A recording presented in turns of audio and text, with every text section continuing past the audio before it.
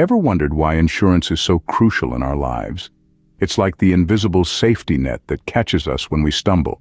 It's a tool we use to mitigate the risks and uncertainties that life throws at us. Let's unpack this a bit more. Insurance, in its simplest form, is a contract, a risk transfer mechanism whereby a company or individual called the insurer undertakes in exchange for a fixed sum called a premium to pay to another, the insured, a certain amount upon a certain contingency. It's a bit like making a bet. You're wagering that something bad will happen, and the insurance company is betting it won't. There are many types of insurance available to us. Life insurance helps to ensure that our loved ones aren't burdened with financial hardship in the event of our death. Health insurance helps cover the cost of medical expenses, from routine checkups to emergency surgeries. Property insurance protects against risks to property such as fire, theft, or weather damage. Now you might be wondering, who provides these insurance services? Well, there are numerous providers, each offering different packages to suit individual needs. Companies like Assupol, Old Mutual, and ADT are just a few of the big names in the business. They've built their reputations on trust and reliability, ensuring that when life takes an unexpected turn, they're there to soften the blow. But insurance isn't just about protecting ourselves, it's about protecting those around us too. For instance, if you accidentally cause a car accident, your auto insurance can help pay for the damage you cause to other people and their property. It's a way of ensuring that a momentary lapse in judgment or an unforeseen event doesn't lead to a financial catastrophe that affects many lives. So, you see, insurance provides a safety net against the uncertainties of life. It helps us sleep a little easier at night, knowing that if something goes wrong, we're covered. We're not left to face the consequences alone. In a world that's often unpredictable, insurance is one way we can bring a little bit of certainty into our lives. Did you know there's a difference between insurance and assurance? Yes, indeed. Let's break it down.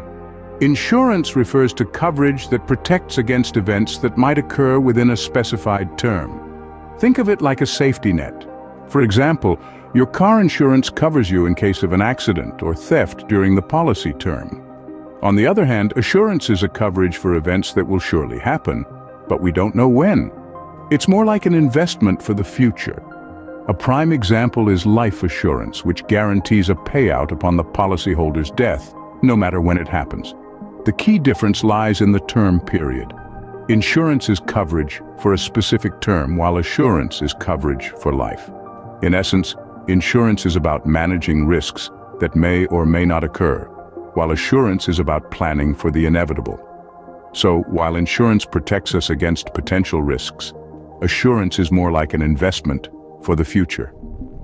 Do you know which insurances are obligatory and which are optional? Let's unravel this mystery. Compulsory insurance, as the name suggests, is legally mandatory for everyone. This includes, for instance, car insurance. If you own a vehicle, you must have at least third-party insurance to cover any damage you might cause to others. It's non-negotiable, and for good reason, as it protects us and those around us from unexpected financial burdens. On the other hand, non-compulsory insurance is optional. This might include things like life insurance, home insurance, or travel insurance. These aren't required by law, but they are often highly recommended. They provide you with a safety net, protecting you from potential financial hardships that could arise from unforeseen circumstances. While non-compulsory insurance is optional, it's important to consider the potential risks and decide if it's worth it for you. After all, it's better to be safe than sorry. Remember, whether compulsory or not, insurance is a key part of financial planning. Have you ever thought you might be paying too much for insurance, or maybe not enough? Let's delve into the concepts of overinsurance and underinsurance. Overinsurance occurs when your coverage exceeds the value of the insured asset. It might feel like a safety net, but it's essentially money down the drain, as insurers will only pay out the asset's worth at the time of a claim. Conversely, underinsurance is when your coverage falls short of the asset's value. This can lead to a financial shortfall when you need to claim, which brings us to the average clause. The average clause is a provision that can reduce your claim's payout if your asset is underinsured. Essentially, if you insured half the value, you might only receive half the claim.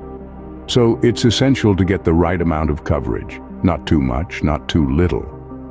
How long should your insurance cover last? A year, 5 years, a lifetime? The answer lies in understanding the difference between long-term and short-term insurance. Long-term insurance is like a sturdy oak tree, providing coverage for your life, retirement, or even a specific period stretching to over a year. This type of insurance, such as life or health insurance, offers lasting security, but it also requires a long-term commitment. On the other hand, short-term insurance is more like a seasonal flower. It provides coverage for a shorter period, typically less than a year. It's often used for protecting against unforeseen events like car accidents or home damage. It's flexible, allowing you to adjust your coverage as your needs change. Both have their benefits. Long-term insurance provides peace of mind for the future, while short-term insurance offers adaptability. But remember, the choice isn't about which is better overall. It's about which is better for you. So whether you need short-term or long-term coverage depends on your specific circumstances. What are the guiding principles that make insurance work? This is the question that we'll delve into in this segment. Let's begin with the principle of premium. The premium is the amount you pay to your insurer in exchange for coverage. Consider it like a subscription fee you pay to a magazine.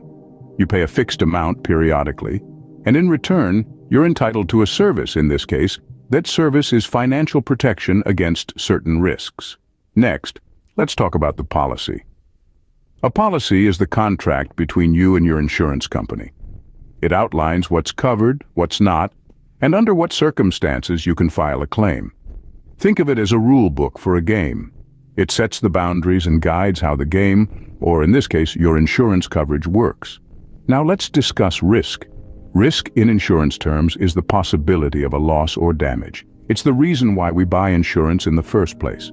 For example, the risk of a fire damaging your house is the reason you buy homeowners insurance.